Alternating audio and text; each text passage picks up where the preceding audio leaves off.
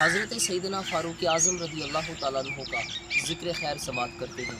حضرت سیدنا فاروق اعظم رضی اللہ تعالیٰ عنہ آپ نے جب اسلام قبول کیا، تمہیں یارو مبارک ہو عمر ابن خطاب آیا، تمہیں یارو مبارک ہو عمر ابن خطاب آیا، خدا سے میں نے مانگا تھا دعاؤں کا جواب آیا، وہ آیا ہے تو آنے دو بچھا دو پل کے راہوں میں، وہ بن کر خدا کا انتخاب آیا، تمہیں یارو مبارک ہو عمر ابن خطاب آیا، خدا سے میں نے مانگا تھا دعاؤں کا جواب آیا۔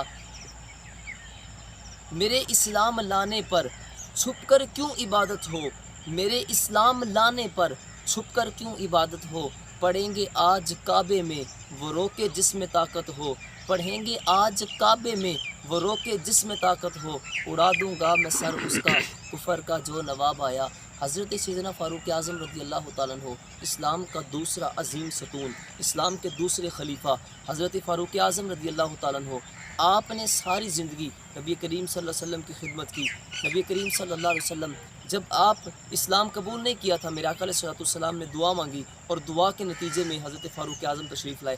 جب آپ نے اسلام قبول کیا نا، آپ کعبے کے دروازے پہ کھڑے ہو گئے، جیسے میں نے پہلے شعر بھی عرض کیا، آپ کعبے کے دروازے پہ کھڑے ہو گئے۔ آپ نے فرمایا کسی کافر کے اندر جرأت ہے وہ یہ لائن کراس کرے۔ جو پہلی کعبے کے اندر اذان دی گئی کعبے کی چھت پر، وہ حضرت فاروق اعظم کی وجہ سے، جو پہلی کعبے کے اندر نماز پڑھی گئی وہ سیدنا فاروق اعظم کی وجہ سے، آپ کعبے کے دروازے پر کھڑے ہو گئے، لائن لگا دی۔ آپ نے فرمایا کسی کافر کے اندر جرأت ہے وہ یہ لائن کراس کرے، اس کا فیصلہ فاروق اعظم نہیں، فاروق اعظم کی تلوار کرے گی۔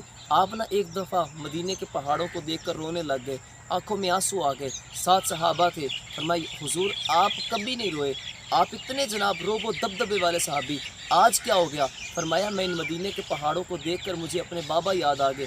جب میں یہاں پر اونٹ چرانے کے لیے بچپن میں آتا نا، کبھی ایک اونٹ گم ہو جاتا، کبھی 2 اونٹ گم ہو جاتے، تو ابا جان کہتے عمر تجھ سے یہ چند اونٹ نہیں سنبھالے جاتے۔ فرمایا کہ اگر آج ابا جان زندہ ہوتے تو وہ یہ دیکھتے جس فاروق اعظم سے چند اونٹ نہیں نہ سنبھالے جاتے تھے، آج اسلام کی طاقت سے، اسلام کی پاور سے، رسول اللہ کی نسبت سے، آج 36 لاکھ کی سلطنت کے اندر فاروق اعظم سے پتہ بھی پوچھے بغیر ہلتا نہیں۔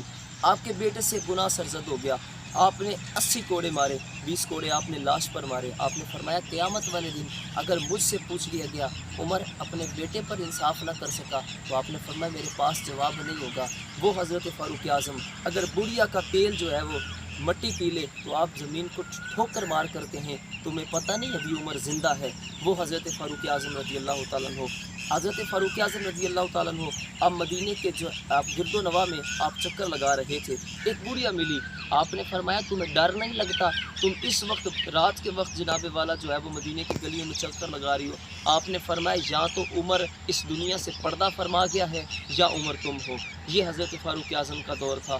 اللہ رب العزت ہمیں سیدنا فاروق اعظم سے پکی سچی محبت نصیب فرمائے، آمین۔